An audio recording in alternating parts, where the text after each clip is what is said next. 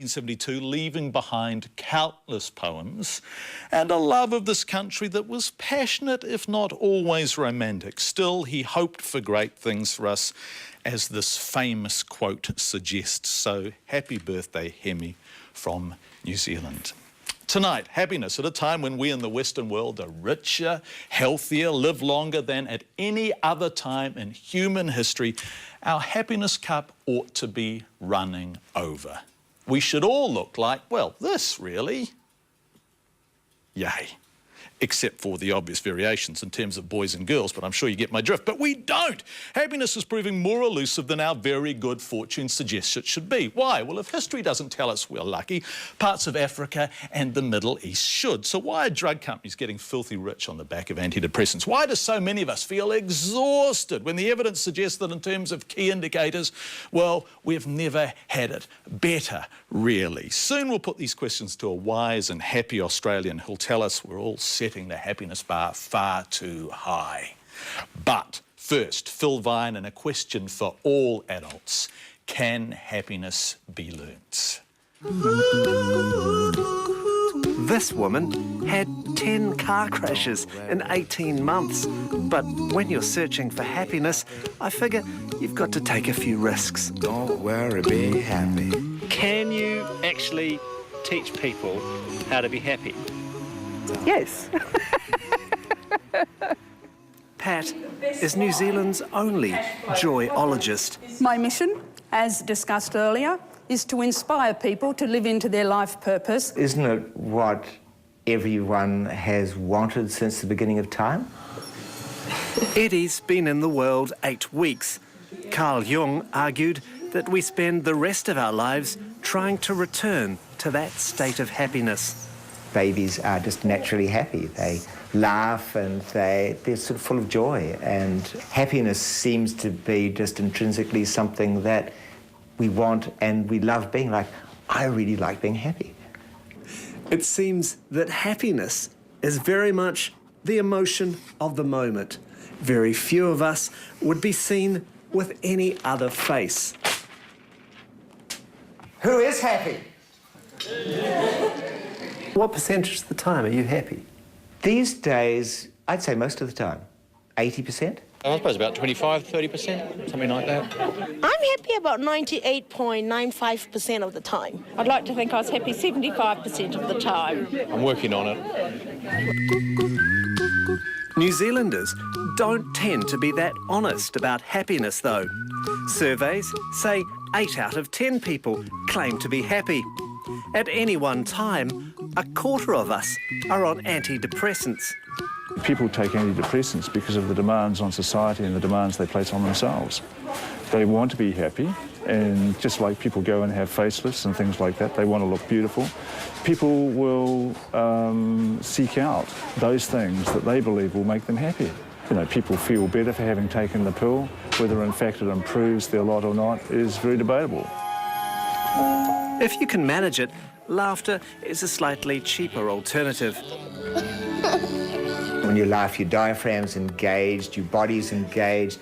It probably sets all sorts of wonderful chemicals going in your brain, endorphins and so on, pleasure chemicals which are there. And so it does something. It's very physical laughing, isn't it? And it's a release of tension. Can you make me joyful as a joyologist? Am I not already? Well, I'm amazed by you, but you haven't made me happy or joyful yet.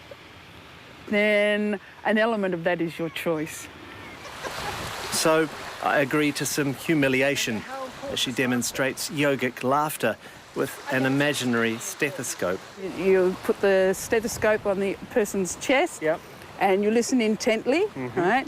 And you say, ho, ho, lub, dub, dub. Ho, ho, love. You're totally mad. You're absolutely bonkers. 2,000 paediatricians did that, Yeah. much to my surprise and delight. I think pasting on happiness is not going to work. But there are other things that probably one can do to develop one's happiness structure. And I think most psychologists would probably say, and Seligman would be amongst these, that what really creates happiness is the way you think. What he means is self-talk. You know, that little voice inside your head when things go wrong that sometimes can tend towards the negative. It's when you meet a situation and how then you converse with yourself about that situation, whether you converse if it's a negative self-talk or positive self-talk, that's going to be the number one determinant of probably most of our happiness, really. So, from the experts, 3 secrets of happiness. Number 1, be yourself. Number 2, make someone else's day. Look for a way to be in service to others. Number 3, choose your friends well. The secret to happiness is people. Having people around you who love you and people whom you love and get on with. Yeah, I think that people is really the core ingredient. Last word from the Prozac dispenser. Happiness, he reckons, is a 5-string banjo. Phil Vane reporting. That's the last story from Phil for a while. He's off to work with Red Cross in Indonesia. Hopefully we'll get some reports from him in the earthquake zone. But Phil, from all of us here, it's been a treat working with you. Thank you for everything and good luck. Right, let's stick with the theme Phil picked for his last story, happiness. And we're going to meet a man who's made a career out of studying human behaviour, particularly why some of us are happy and some of us are not. Dr. Stephen Wan is an anthropologist at Sydney University. I spoke to him this afternoon and I asked him if those of us living in the West should be pretty darn happy. Yes, we should be. An anthropologist such as myself looks at human evolution, where we've been, where we are, where we're going, and really, when you look at where we used to be, we should be so happy now. We really should be, because we've been able to overcome disease, disaster, catastrophe. We've almost been able to control nature, at least in lots of ways. We've been able to ensure over the last 100 years or so a pretty good food supply. Now, we are, of course, talking about the developed, affluent part of the world, but we really should be happy. Yet, survey after survey shows that we're still not happy. Why aren't we, Stephen? If we so clearly should be, why aren't we? That is really a really good question. I don't really pretend to know the answer, but I can at least hazard a guess, and it'll be this, that what happens is when you get more, you want more. And this is when you become greedier. And so when one problem is solved, you take on something else, another problem to solve. And so now we have what I call vanity anxieties. Vanity anxieties. What it is now, we're not worried about simply surviving. We have clothes on our backs, we've got food in our stomachs, we've got a house or a roof over our heads, but now we want things for our vanity. We want to be not just healthy, but we want to look like a supermodel or a bodybuilder. We want to have more money. We want to have more leisure time. We want to be up on everything. We want to have the latest gadgets.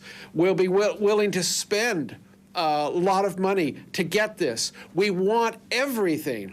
All of us want everything. And of course, there is a fixed amount of material in the world. Not everybody can have everything. And you know, we are up against our genes. Not everyone has the look of a supermodel or a bodybuilder. You know, if you're born tiny and ugly, there's not really too much you can do about it, despite the makeover shows. OK, so we've set the bar too high, I guess. Once happiness consisted of mere survival, right? Keeping warm, keeping dry. Now we keep raising the bar on what we need to make us happy. Effectively what? Driving happiness away? That's right. That's precisely it. And it seems that whenever we attain something, we want to attain something more, instead of saying, thank God we've attained good affluence, and we're living to 80 years of age now, whereas 100 years ago or so, we lost close to half of our children before they reached age 5, and our life expectancy was only 40 or 50. We should be so happy. If nothing else happened, we should be so happy just that occurred. OK, Stephen, tell us what we ought to be doing in order to be happy. We know we should be happy. We're not feeling it. What can we do as individuals to make happiness easier to achieve?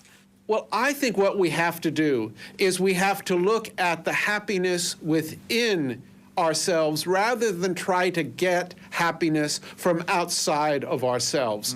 You can buy more and more things, pay more and more, get, you know, the 5th car, the 3rd holiday home, take the 10th trip that year, and you still will not be happy if your happiness is not inside. If you don't have happiness inside, it doesn't matter what you have externally. And I think that's a really important human lesson. If we've learned anything from the history of human existence, it's that happiness is from within, and it's not from without.